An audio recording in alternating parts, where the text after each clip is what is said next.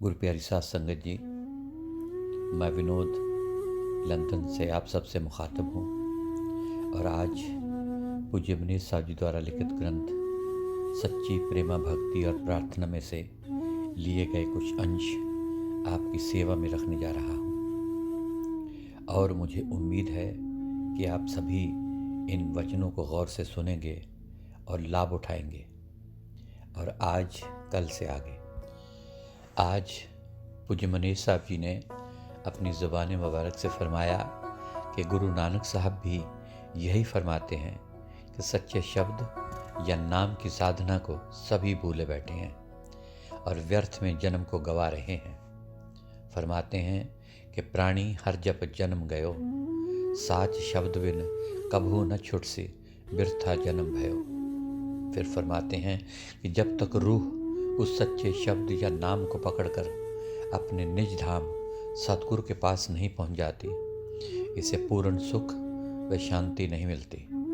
बाकी जितनी भक्तियां हैं वे सब नीचे दर्जे की हैं। ये काल के दायरे से नहीं निकालती। जीव का जन्म मरण का चक्कर खत्म नहीं होता और यम और काल का भय नहीं मिटता। पांचवी पातशाही अपनी वाणी में इस बात को इस तरह फरमाते हैं, जिया रे उल्ला नाम का अवर जो कर्म कमावने तिन में भव है जम का। सोदत सोदत तत्व विचार्यो भक्ति श्रेष्ठ पूरी, कहो नानक एक राम नाम बिन अवर सगल विधि उरी। आगे इसी बात को कबीर साहब फरमाते हैं कि नेम धर्म आचार यज्ञ तप ये उरले व्यवहारा, जासे मिले अखंड मोक्ष सुख सो मार्ग है न्यारा। काल जाल से बाचा चाहो गहो शब्द तत्सारा, कहे कबीर अमर कर राखो जो परखो टकसारा। महात्मा चरणदास जी भी इसी तरह फरमाते हैं कि चार वेद किए व्यास ने अर्थ विचार विचार, ताम है निकसी भक्ति ही राम नाम तत्सार। और इससे आगे चरणदास जी फिर फरमाते हैं कि विद्या माही वाद है, तप के माही रिद्धि, राम नाम मह मुक्त है, योग के माहे सिद्धि। राम नाम मह सभी रिद्धि सिद्धि और मोक्ष, ऐसा इष्ट संभारिए चरणदास कह सोच।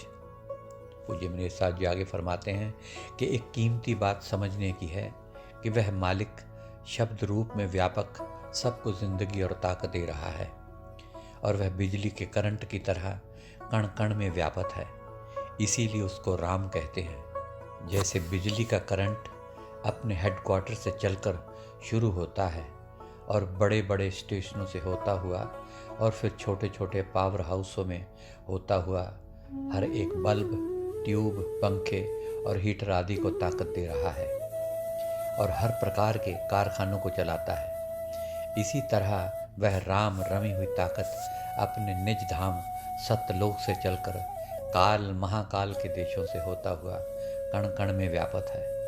उसके बिना हम कोई अच्छा या बुरा काम नहीं कर सकते। जैसे कि बिजली की करंट के बिना हम कोई पंखा, ट्यूब या कारखाना नहीं चला सकते। बिजली के करंट से हम बल्ब या ट्यूब जलाकर रोशनी हासिल कर सकते हैं, पंखे चलाकर गर्मी दूर हासिल कर सकते हैं, हीटर जलाकर सर्दी से बच सकते हैं और तरह तरह के कारखाने चलाकर फ़ायदा उठा सकते हैं। यदि इस करंट को हम हाथ लगाएं तो अपने आप को जला भी लेंगे, यानी कि नुकसान भी कर सकते हैं। ठीक इसी प्रकार वह रमी हुई ताकत राम सबके अंदर है। हमने उसको काम क्रोध में लगाया हुआ है और दुख उठा रहे हैं, तभी बेचैन फिर रहे हैं। अगर हम उसको शील, क्षमा, संतोष, धीरज, विवेक, दीनता और गरीबी पर लगाएं तो शांति प्राप्त कर सकते हैं।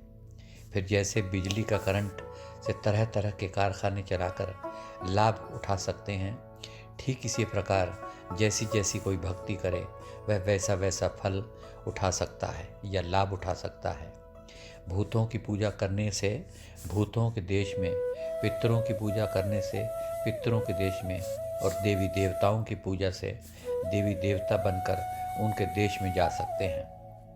आगे पूज्य मनीष साहब जी फरमाते हैं कि यदि हमें कोई ऐसा मैकेनिक या अध्यापक मिल जाए जो बिजली की करंट को हर प्रकार से माहिर हो और हमें वह पकड़ना सिखा दे, तो हम उसके बताए हुए तरीके से चलकर करंट को पकड़ें और जिस तरफ से करंट आ रही है उस तरफ चल पड़े, तो बिजली के हेडक्वार्टर पर पहुंच सकते हैं और सब करंट पर काबू पा सकते हैं।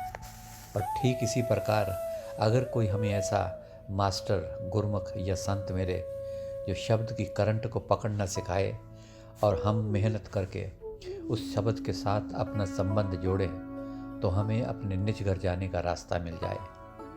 हम अपने घर सतलोक, अमरलोक पहुंच जाएं और वहां के आनंद, प्रेम और शांति को प्राप्त कर लें और जन्म मरण के बंधन से छूट जाए। इससे आगे पूज्य मनीष साहब जी अपनी ज़ुबान मुबारक से फरमाते हैं कि सच्चा नाम तीनों लोकों से ऊपर है। फिर कबीर साहब जी का हवाला देकर फरमाते हैं कि कहें कबीर जन गाय के, सुनो संत है ज्ञान, नीचे तरलोक की रहे ऊपर सतगुरु नाम। यही बात दादू साहब जी भी फरमाते हैं कि नाम तीनों लोकों से ऊपर है। 3 लोक में रहने वाले सभी जीव उसके दर्शनों के इच्छुक हैं।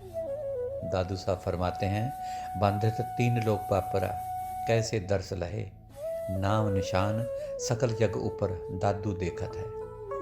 इसी बात को 5वीं पातशाही श्री गुरु अर्जुन साहब जी फरमाते हैं कि नाम बहुत ऊंची चीज़ है, सब रचना इसी के आश्रय चल रही है। सभी देव देवता और भक्त नाम को हासिल करने के लिए तरस रहे हैं। तरलोकी के दायरे तक जितने भी जीव हैं, किसी को सच्चे नाम की खबर नहीं, किसी ने नाम हासिल नहीं किया है। नाम का भंडार सतगुरु ने अपने हाथ में रखा हुआ है। उसकी दया मेहर के बिना कोई भी जीव नाम को हासिल नहीं कर सकता। 5वीं पातशाही श्री गुरु अर्जुन देव जी फरमाते हैं, जिस नामे कहो तरसह बहु देवा, सगल भक्त जाके कर दह सेवा। अनाथा नाथ दीन दुख भंजन, सो गुर पूरे ते पाइणा। होर द्वारा कोई न सुझै, त्रिभुवन धावै ता कछ न बूझै। सतगुर शाह भंडार नाम जिस, एह रतन तिसै ते पाइणा। इससे आगे गोसाई तुलसीदास जी भी फरमाते हैं कि कहूँ कहाँ लग नाम बड़ाई, राम न सके नाम गुण गाई। इसी बात को कबीर साहब जी अपनी वाणी में इस तरह फरमाते हैं कि लोग बोले दूर गया कबीरा, ये जानेगा कोई मत का धीरा। दशरथ सुत तरलोकी जाना, राम नाम का मर्म न आना। आगे श्री गुरु ग्रंथ साहब में 4वीं पातशाही श्री गुरु रामदास जी फरमाते हैं कि राम नाम एक रतन है और हीरा है, और वो इस शरीर रूपी मंदिर में एक ख़ास किला है और इस किले की एक ख़ास कोठड़ी में छुपा कर रखा हुआ है। वह सतगुरु की मेहर से हासिल होता है। फरमाते हैं कि राम नाम रतन कोठड़ी गढ़, मंदिर एक लुकानी। सतगुरु मिले तक हो जिए, मेरे ज्योति ज्योत समानी। पूज्य मनीष साहब जी आगे फरमाते हैं कि सच्चे नाम को प्रकट करना ही सच्ची भक्ति है और यही सतगुरु की सच्ची सेवा है, जिसके बारे में 4वीं पातशाही श्री गुरु अमरदास जी फरमाते हैं कि सतगुरु की सेवा सफल है, जो को करे चित लाए। मन चिंदिया फल पावना, हम मैं विचों जाए। बंधन तोड़े मुक्त होए, सच्चे रहे समाए। इस जग में नाम अलभ है, गुरमुख वसे मन आए। नानक जो गुरु सेविए अपना, तिन बलिहारे जाओ। इससे आगे पूज्य मनीष साहब जी फरमाते हैं कि सच्चा नाम इस दुनिया की चीज़ नहीं, वह सूक्ष्म मंडलों में जाकर मिलता है और किसी बिरले गुरमुख ने प्राप्त किया है। इस नाम को प्रकट करने से सब इच्छाएं पूरी होती हैं, सच्ची और सदैव रहने वाली मुक्ति मिलती है। इस नाम को वह मनुष्य प्रकट करता है जो किसी गुरमुख की शरण में जाकर अहंकार को छोड़कर सेवा और सिमरन करता है और तन मन धन के सब बंधनों से आज़ाद होता है।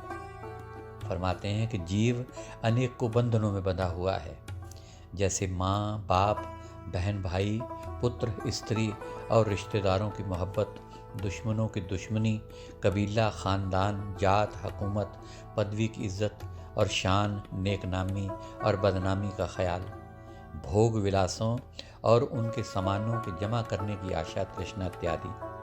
ये बंधन इतने पुराने हो चुके हैं कि ये किसी जीव को इनका ख्याल तक भी नहीं है। पहली पातशाही श्री गुरु नानक देव जी फरमाते हैं कि बंधन माता पिता संसार, बंधन सुत कन्या और नार, बंधन कर्म धर्म हव किया, बंधन पुत्र कलित्र मन बिया, बंधन वेद बाद अहंकार, बंधन बिन से मोह विकार। फिर फरमाते हैं कि जब तक ये बंधन समाप्त नहीं होते, आत्मा आज़ाद नहीं होती। जब तक आत्मा आज़ाद नहीं होती, यह रूहानी मंडलों में प्रवेश नहीं कर सकती और सच्चे नाम को प्रकट करके अपने निज धाम नहीं पहुंच सकती। फिर फरमाते हैं कि सच्चे नाम को प्रकट करने के लिए दिल का अति पवित्र होना ज़रूरी है।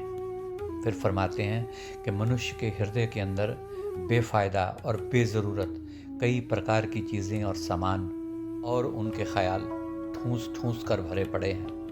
मालिक के लिए जरा सी भी जगह नहीं है।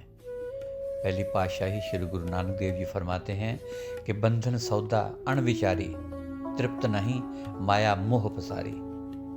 पूज्य मनीष साहब जी आगे फरमाते हैं कि एक सुथरे ने नया मकान बनवाया और उसने किसी से पूछा कि मकान की छत कैसे मजबूत होती है। जवाब मिला कि छत के नीचे थम्मियाँ लगाने से। सुथरे ने मकान के अंदर थम्मियाँ लगानी शुरू कर दी और सारा मकान थम्मियों से भर दिया और स्वयं भी बाहर हो गया और घर का सामान भी बाहर रख लिया। किसी ने पूछा कि आप बाहर क्यों बैठे हो, तो फरमाया कि मकान को मजबूत जो किया है। यदि मकान में जगह होती तो मैं एक थम्मी और न लगा देता। मकान को मजबूत करते करते उसको बाहर बैठना पड़ा, सर्दी गर्मी सहनी पड़ी और सामान की रखवाली भी करनी पड़ी। ठीक इसी तरह मनुष्य के दिल के अंदर, जिसमें मालिक को बसाना था, लाखों इच्छाएं भरी पड़ी हैं। इस पर भी संतोष नहीं। इन इच्छाओं की हिर्स व तृष्णा आगे से आगे बढ़ती ही जा रही है। फिर उस मालिक के लिए कौन सा स्थान शेष है। तुलसी साहब जी इस बात को इस तरह फरमाते हैं कि एक दिल लाखों तमन्ना और इस पर और ज़्यादा हवस, फिर ठिकाना है कहाँ उसको बिठाने के लिए। सुथरे की तरह मनुष्य ने अपने दिल की कोठी को इच्छाओं से भर कर रखा है और ख़ुद बाहर बैठा है। इतना ही नहीं, इन इच्छाओं की लालसा इसको भगाए फिर रही है और एक सेकंड के लिए चैन नहीं लेने देती। तुलसी साहब जी आगे फरमाते हैं कि वह मालिक अंदर बैठा आवाज़ें दे रहा है और बुला रहा है कि आ बच्चा, तुझे वापस अपने घर ले जाऊं और सुखों के धाम में पहुंचा दूं। अगर तू बाहर के सारे ख्यालों को आंखों के पीछे इकट्ठा करे तो तुझे वह आवाज़ सुनने लग जाए, तेरा नाम से ताल्लुक़ पड़ जाए और तुझे घर जाने का रास्ता मिल जाए। फिर आगे फरमाते हैं, कुदरती काबे के तू महराब में सुन गौर से, है आ रही धुर से सदा तेरे बुलाने के लिए। से आगे पहली पातशाही श्री गुरु नानक साहब जी अपनी वाणी में इस बात को इस तरह फरमाते हैं कि रस सोयना रस रूपा कामण, रस परमल की बास, रस घोड़े रस सेजा मंदर, रस मिठा रस मास, एते रस शरीर के कैंघट नाम निवास। फरमाते हैं कि रस सोना यानी फजूल का धन इकट्ठा करने की लालसा, रस रूपा कामन यानी खूबसूरत औरतों की तरफ देखना और काम का चस्का, रस परमल की बास यानी इस तरह के इत्र की खुशबुओं की चाहना, रस घोड़े यानी किस्म किस्म के घोड़ों की सवारी करना, जो आजकल नई प्रकार की कारों, एयर कंडीशन गाड़ियों और हवाई जहाज़ों की सवारी की मस्ती में बदल गई हैं। रस सेजा, नरम नरम सेजों पर नए नए ढंग के भोग विलासों की इच्छा। रस मंदिर, नई नई जायदादें बनाना और इनमें नई नई किस्म के महल माड़ियाँ बनाना, जिसमें टेलीविज़न, रेडियो, टेलीफोन इत्यादि। रस मिठा, तरह तरह के खट्टे मीठे खाने और स्वादों की रस की लेने की इच्छा। रस मांस, कई प्रकार के जानवरों के मांस को अलग अलग साधनों से पकाकर उनका रस लेना इत्यादि। इस प्रकार अनेकों प्रकार के चस्के मन के अंदर भरे पड़े हैं। जो मन इतने रसों से नाक तक भरा हुआ है, उसमें नाम के निवास के लिए जगह कहाँ और कैसे हो सकती है। यहाँ ही बस नहीं, फिर इन लज्जतों की आशा तृष्णा और बढ़ने लगती है। इनके सामान उचित या अनुचित तरीके से इकट्ठे करने पड़ते हैं। जब काफ़ी सामान इकट्ठा हो जाता है तो इससे अहंकार बढ़ता है और ये कहता है कि मेरे पास देखो, इतने सुख के सामान मौजूद हैं और फूला नहीं समाता। ये लज्जतें और अहंकार जीव को दुनिया में फंसाने के कारण बनते हैं। ऐसे आदमी भोग विलास, दुनिया की इच्छाओं के भक्त तो कहला सकते हैं, परंतु मालिक के नहीं। दुनिया में गुजारा करने के लिए केवल 3 चीज़ों की ज़रूरत है। 1, शरीर रूपी मशीन को चलाने के लिए ठीक खुराक। नंबर 2, इसको ढकने के लिए कपड़ा। नंबर 3, सर्दी गर्मी के बचाव के लिए ठिकाना। इन आवश्यकताओं को जितना चाहे बढ़ा लो या कम कर लो। प्राय देखा जाता है कि मनुष्य बेतुके खाने खाकर अपनी शरीर रूपी मशीन को ख़राब करता है। जैसे ज़्यादा तेल देने से मशीन के पुर्जे जाम हो जाते हैं, इसी तरह ज़्यादा स्वादिष्ट खाने खा कर और पेट में ठूंस ठूंस कर भरने से कई प्रकार की बीमारियां पैदा हो जाती हैं। के बारे में गुरु ग्रंथ साहब की वाणी इस बात को इस तरह बयान करती है कि जेते रस शरीर के तेते लगे दुख। फिर फरमाते हैं कि पराया माल लूट लूट कर खाने से मन मोटा, मलिन और विचार गंदे होते हैं। इनके गंदे असर मन को मालिक और उसके भजन सिमरन का ख्याल तक नहीं आने देते। गुरु नानक साहब जी फरमाते हैं कि अगर कपड़े को खून लग जाए तो वह अपवित्र हो जाता है, परंतु जो लोग दूसरों का खून निचोड़ कर पी जाते हैं और उनको ठग ठग कर हराम का माल खाते हैं, उनके मन कैसे पवित्र हो सकते हैं या निर्मल हो सकते हैं। मालिक का नाम पवित्र हृदय से ही जपा जा सकता है। दुनिया के लोग जो ऐसा माल खाते हैं वे परमार्थ में कैसे सफल हो सकते हैं। श्री गुरु नानक देव जी अपनी वाणी में इस बात को इस तरह फरमाते हैं कि जे रत लगे कपड़ा जामा होए पलीत, जे रत पीवे मानसा तिन क्यों निर्मल चीत। नानक नाव खुदाए का दिल अच्छे मुख ले, अवर दिवाजे दुनी के झूठे अमल करे। इससे आगे फरमाते हैं कि मालिक की प्राप्ति के लिए और सच्चे नाम को प्रकट करने के लिए हक हलाल का सात्विक भोजन और वह भी थोड़ा खाना और थोड़ा सोना गुणकारी होता है। गुरु नानक साहब जी अपनी वाणी में इस बात को इस तरह फरमाते हैं कि खंडित निंद्रा अल्प आहार नानक तत्व विचारो। फिर आगे पाई गुरदास जी भी लिखते हैं कि थोड़ा सोना खाना थोड़ा, बोलना गुरमत पाए। इससे आगे पूज्य मनीषा जी फरमाते हैं कि आजकल तो सेहत विज्ञानी भी यही कहते हैं कि मनुष्य की शारीरिक शक्ति, सुंदरता, तंदुरुस्ती, चेतनता, फुर्ती और लंबी आयु के लिए थोड़ा खाना थोड़ा सोना लाभदायक होता है।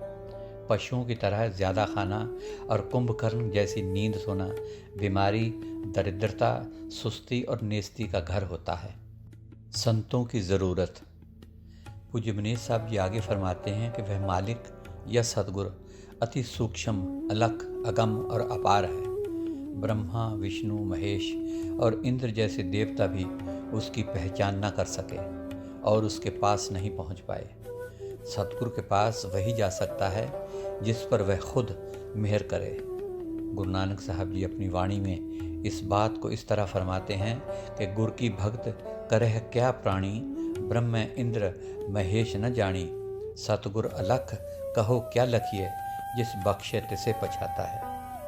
गुरु नानक साहब जी आगे फरमाते हैं कि ग्रंथों और शास्त्रों को पढ़कर या दूसरों से सुनकर हर मनुष्य ये कहता है कि वह मालिक गहर गंभीर है, ऊंचे से ऊंचा है, अपार है, उसका पसारा बेअंत है, परंतु यह कहना उसी का ठीक है जिसने उसको देखा है।